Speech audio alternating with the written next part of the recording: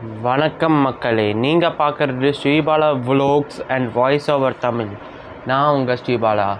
இன்றைக்கி நான் உங்ககிட்ட இந்த வீடியோவில் சொல்ல போகிற விஷயம் என்னென்னா, அஞ்சனை மைண்டன் வாயுபுத்திரன் கேசரி நந்தனான ஹனுமானும் நவகிரகங்களில் ஒருத்தரான செவ்வாய் பகவானும் அதே நவகிரகங்களில் ஒருத்தரான தேவகுரு ப்ரஹஸ்பதினு அழைக்கப்படுற வியாழன், அதாவது குரு பகவானோட பேரனங்களா இல்லையா அப்படிங்கிற பற்றி தான் நான் இன்றைக்கி உங்ககிட்ட சொல்ல போகிறேன். குரு பகவானை பற்றி நான் முதல்ல சொல்லிடுறேன். இவர் சப்த ரிஷிகள் ஒருத்தரான அங்கிரீஷ முனிவருக்கும் வசுதா தேவிக்கும் பிறந்தவர். இவரோட உண்மையான பேர் ப்ரஹஸ்பதி. இவரோட பேருக்கான அர்த்தமே ஞானத்தில் சிறந்தவன், ஞானத்தின் தலைவன் அர்த்தம். ப்ரஹஸ்பதி காசியில் சிவபெருமானை நோக்கி தவம் புரிஞ்சு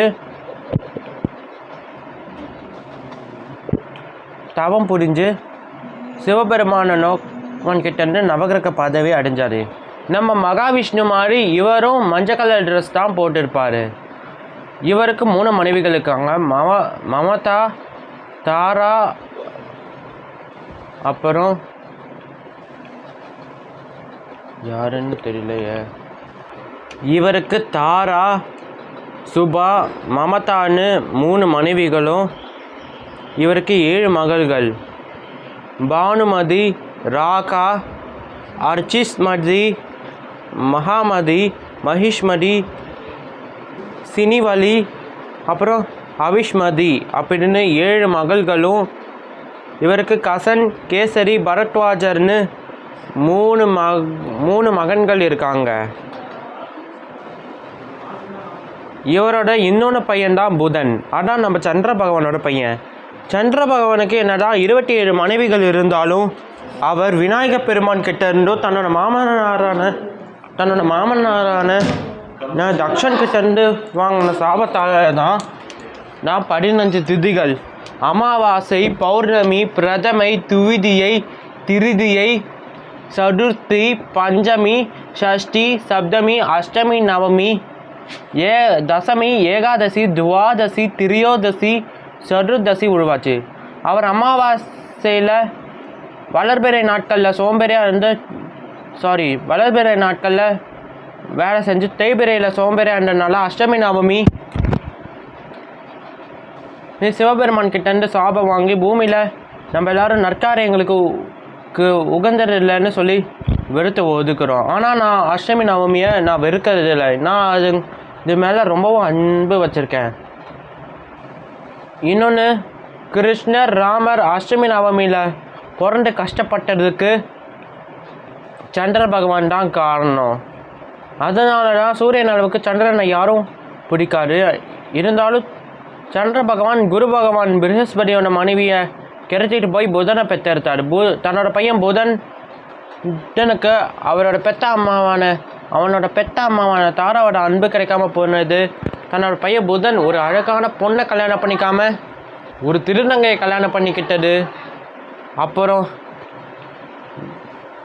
அதுக்கு எல்லாத்துக்குமே காரணம் நம்ம அப்பா தான் நினச்ச புதன் அன்னையிலேருந்து தன்னோட அப்பாவான சந்திர பகவானை வெறுக்க ஆரம்பிச்சிட்டாரு. அன்னையிலேருந்து தான் சந்திர பகவானோட பசங்கள்லேயே அவரை வெறுக்கிற ஒரே பையன் புதன் பகவான். சந்திர பகவானுக்கு 27 மனைவிகள் மட்டும் இல்லை, அவருக்கு 2 மகனுங்க 2 மகள்கள் இருக்காங்க. அவருக்கு பத்ரா, ஜோத்ஸ்னகாலின்னு 2 மகள்களும் புதன் வர்ச்சஸ் அப்படின்னு 2 மகன்களும் இருக்காங்க. அவரோட 2வது பையன் வர்ச்சஸ் தான் மகாபாரதத்தில் அபிமன்யுவா அவதாரம் எடுத்தான். சந்திர பகவானோட முதல் பொண்ணான பத்ராவை உலத்தியா அப்படின்னு ஒரு முனிவர் கல்யாணம் பண்ணிக்கிட்டாரு. அப்புறம் சந்திர பகவானோட 2வது பொண்ணான ஜோத்ஸ்னகாலியை வருண பகவானோட பையனான புஷ்கரன் கல்யாணம் பண்ணிக்கிட்டாரு. இன்னொன்று, புதன் பகவான் தான் அப்பா செஞ்ச தப்பால தான் நம்ம பெத்த அம்மாவோட அன்பு கிடைக்காம போச்சு. நம்மளே ஒரு அழகான பொண்ணை கல்யாணம் பண்ணிக்காம ஒரு திருநங்கையை கல்யாணம் பண்ணிக்கிட்ட நிலைமைக்கு வந்துட்டோன்னு அன்னையிலேருந்து புதன் தன்னோட அப்பாவான சந்திரனையே வெறுக்க ஆரம்பிச்சிட்டாரு. இதனால தான் சந்திர பகவானோட பசங்கள்லேயே அவரை வெறுக்கிற ஒரே பையன் புதன் மட்டும்தான். அடுத்தது குரு பகவானை பற்றி பார்க்கலாம். குரு பகவானோட முதல் பையனான கசன் சுக்கிர பகவான் கிட்டேருந்து சஞ்சீவி மண்டலத்தை கட்டுக்க வந்து போனவன் சுக்கிரனோட பொண்ணான தேவயானி கிட்டேருந்து சாபம் வாங்கியிருப்பான். தேவயானிக்கு பதிலுக்கு அவனும் தேவயானிக்கு ஒரு சாபத்தை கொடுத்துருப்பான். அந்த தேவயானினா பிற்காலத்தில் சந்திர குலத்தை சேர்ந்த யயாதியை கல்யாணம் பண்ணிப்பான். சந்திர பகவான் உருவாக்குற சந்திர குலத்தில் பிறந்தவங்க நிறைய கஷ்டப்பட்டிருப்பாங்க. புருரவசும் ரொம்ப கஷ்டப்பட்டிருப்பார், யயாதியும் கஷ்டப்பட்டிருப்பார், கிருஷ்ணரும் கடைசியில் கஷ்டப்பட்டிருப்பார்.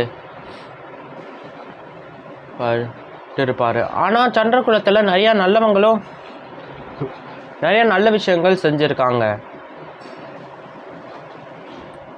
இன்னொன்று துஷ்யந்தன் சகுந்தலை அவங்க பிரிஞ்சு வாழ்ந்து கஷ்டப்படுத்திருக்காங்க. அதுவும் துர்வாச முனிவோட சாபத்தால் தான். ஆனால் சூரிய வம்சத்தை சேர்ந்தவங்களும் எந்த கஷ்டங்களும் படன்னு சொல்ல முடியாது. தசரதரும் எந்த பாவமும் அறியாத சிரவணகுமாரனை அம்புவித்து கொண்டதுனால தான் அவனோட அப்பா அம்மா கிட்டேருந்து வாங்கின சாபத்தால் அவனே ராமர் வனவாசம் போயிட்டாங்கிற ஏக்கத்தில் இறந்து போயிட்டார். அடுத்தது குரு பகவானோட ரெண்டாவது பையனான பரத்வாஜ முனிவர். இவருக்கு பிறந்தவர் தான், இவரோட பொண்ணு தான் நம்மளோட இளவிதை, அதாவது குபேரனோட அம்மா இளவிதை. இது மட்டும் இல்லாமல் மகாபாரதத்தில் வரக்கூடிய துரோணாச்சாரியார், அப்புறம் நான் இப்போ உங்ககிட்ட சொல்லிக்கிட்டு இருக்கிற செவ்வாய் பகவான் இவரோட பையன்தான். செவ்வாய் பகவான் எப்படி பிறந்தாருன்னு நமக்கு நல்லா தெரியும். ஆனால் அதுக்கு முன்னாடி ஒரு விஷயம், நம்ம மகாவிஷ்ணுவோட மனைவி தானே பூமாதேவி. சில விஷ்ணு கோவில்களில் மகாவிஷ்ணு ஸ்ரீதேவி பூதேவி சமேதராக இருக்கக்கூடிய கோவில்களில் மகாவிஷ்ணுக்கு இடது பக்கத்தில் தாமரை வச்சுக்கிட்டு நின்று இருப்பாங்க. முக்கியமாக மகாவிஷ்ணுவோட சயன கோலங்களில் ஒரு சயன கோலத்தில் லக்ஷ்மி தேவிக்கு பின்னாடி லக்ஷ்மி தேவிக்கு பக்கத்தில் உக்காந்துக்கிட்டு இருப்பாங்க. அப்படி இருக்கும்போது பூமாதேவி எப்படி சிவபெருமானை கல்யாணம் பண்ணிக்கிட்டு செவ்வாயை பெற்றிருக்கலாம்? உண்மையிலே பூமாதேவி சிவபெருமானோட மனைவியே கிடையாது. செவ்வாய் பகவானும் சிவபெருமானோட பையனே கிடையாது. செவ்வாய் பகவான் குரு பகவானோட பேரன்னு ஏன் சொல்கிறேன்னா, பரத்வாஜ முனிவர் குரு பகவானோட பையன்தான். செவ்வாய் பகவானோட அப்பாவான பரத்வாஜ முனிவர் ஸ்வேதா அப்படின்னு ஒரு தேவலோக பெண்ணை கல்யாணம் பண்ணிக்கிட்டாரு. அவருக்கு பிறந்தவர் தான் செவ்வாய் பகவான். பார்க்க பிரகாசமான சிவப்பு கலரில் இருக்கிறதுனால தான் அவருக்கு செவ்வாய்னு பேர் வந்துச்சு. அந்த குழந்தைய அவங்க 2 பேரும் டைவர்ஸ் பண்ணிடுறாங்க. அப்போ பூமாதேவி அந்த குழந்தைய தத்தெடுத்து வளர்த்தாங்க. அதனால தான் அவருக்கு பூமி புத்திரன் அங்காரகன்னு பேர் வந்துச்சு. தான் பெத்த அம்மாவான ஸ்வேதாவோட அன்பு கிடைக்காம போனதுனால தான் செவ்வாய் தோஷம் உருவாகி நிறைய அப்பாவி மக்கள் அநியாயமாக இறந்து போகிறாங்க. அதனால செவ்வாய்க்கிழமை அன்னைக்கு முருகப்பெருமானை மட்டும் வணங்கினா செவ்வாய் தோஷம் நீங்காதுன்னு மட்டும் கிடையாது.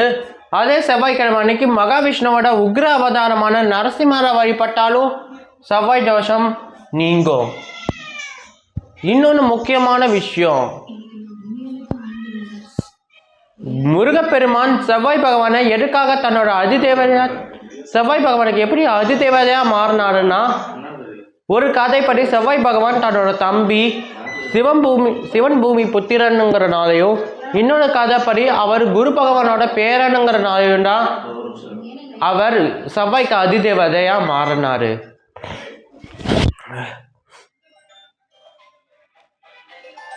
அதனால அவர் செவ்வாய் பகவானும்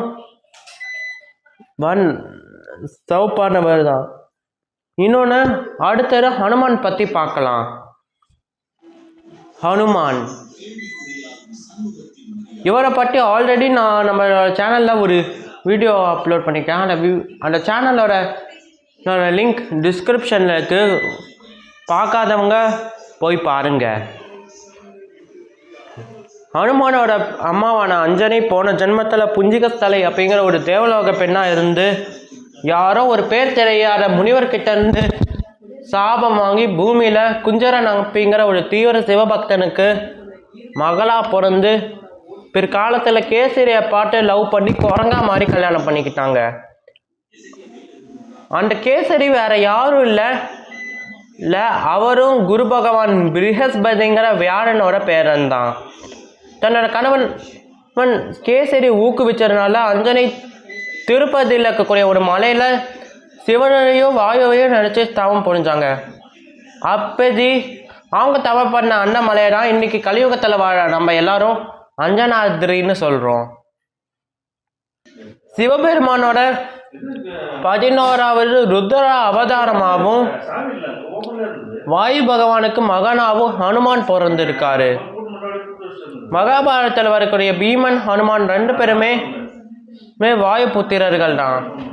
ஆனால் நம்மளோட கருத்துப்படி குரு பகவானோட 2 பசங்க வானர கொள்ள அரசனான கேசரியும் சப்த ரிஷிகள் ஒருத்தரான பரத்வாஜ முனிவர் 2 பேருமே அண்ணன் தம்பிங்க. குரு பகவானோட பசங்களை அவரோட 2வது பையனான கேசரிக்கு பிறந்தவர் ஹனுமான். அவரோட அப்புறம் அதே வியாழனோட 3வது பையன் கடைசி பையனுக்கு பிறந்தவர் தான் பரத்வாஜ முனிவர். இப்போ சொல்லிட்டேன். குரு பகவானோட 3வது பையன் பரத்வாஜ முனிவருக்கு பிறந்தவர் தான் செவ்வாய் பகவான். அதுபடி பார்த்தா ஹனுமானும் செவ்வாய் பகவானும் குரு பகவானோட பேரனுங்க தான். அதில் என்ற மாற்று கருத்தும் இல்லை.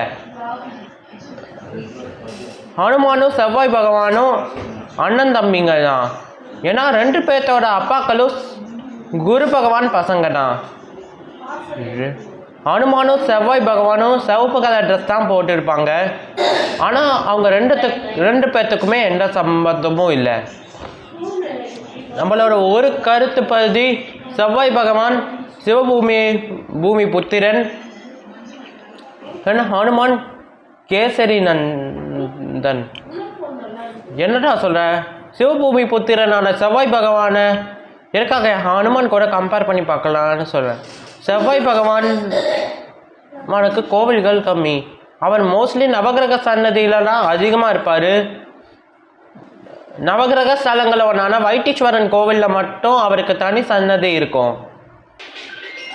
ஹனுமான் எப்போவுமே 2 கைகளில் வலது கையில் வரத முத்திரை அப்புறம் இடது கையில் கதையை வச்சு தான் காட்சி கொடுப்பாரு. ஆனால் செவ்வாய் பகவான் 4 கைகளை 2 கையில் அபயம் அப்புறம் வரத முத்திரை, மற்ற 2 கைகளில்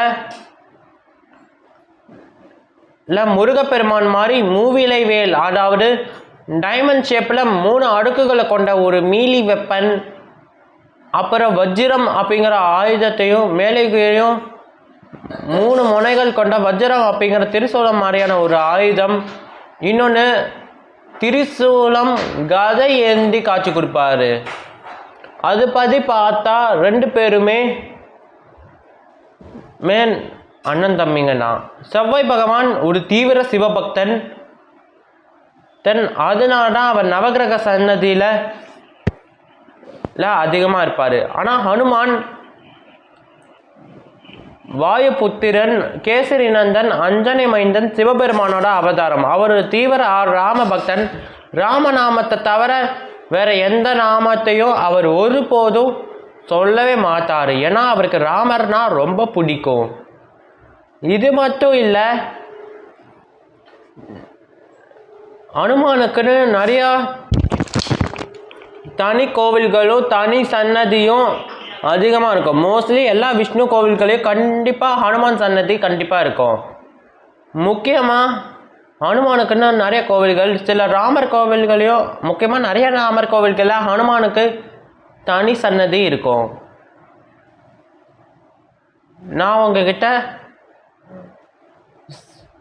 ஏன் எல்லா சிவன் கோவில்களையும் நவகிரக சன்னதி கண்டிப்பாக இருக்கும், ஆனால் ஏன் விஷ்ணு கோவில்களில் ஏன் நவகிரக சன்னதி இல்லை? வைணவர்களுக்கு செவ்வாய் தோஷம் ஏற்பட்டால் அவங்க என்ன பண்ணுவாங்க, என்ன பண்ணக்கூடாதுங்கிற பற்றி நான் அடுத்த வீடியோவில் சொல்கிறேன். நான் உங்ககிட்ட ஏன் விஷ்ணு கோவில்களில் நவகிரக சன்னதி இல்லை அப்படிங்கிறத நான் நாளைக்கு எடுக்க போகிற வீடியோவில் சொல்கிறேன். 2 பேருமே சிவப்பு கலர் ட்ரெஸ் தான் எப்போவுமே போட்டிருப்பாங்க. அவங்களோட தாத்தாவான குரு பகவான் மஞ்சள் கலர் ட்ரெஸ் போட்டுப்பார். அவங்க 3 பேரும் போட்டிருக்கிற அந்த ட்ரெஸ் கலரை பார்க்கும்போது நம்ம தளபதி விஜயோட கட்சியான தமிழக வெற்றி கழகம், அதாவது டிவிகேவோட அந்த ஃப்ளாக் சிம்பிளில் இருக்கக்கூடிய அந்த ரெட் அண்ட் எல்லோ காம்போ தான் எனக்கு ஞாபகம் வருது. எனக்கு red and blue colour combo ரொம்ப பிடிக்கும். ஆனால் red and yellow colour combo எல்லாருக்கும் நல்லா தெரிஞ்சது தான். அதனால கண்டிப்பாக இந்த 2 பேருமே குரு பகவானோட பேரனுங்கிறாங்க. அதில் எந்த சந்தேகமும் இல்லை. ஓகே ஃப்ரெண்ட்ஸ், இந்த வீடியோ உங்களுக்கு பிடிச்சிருக்குன்னு நான் நம்புகிறேன்.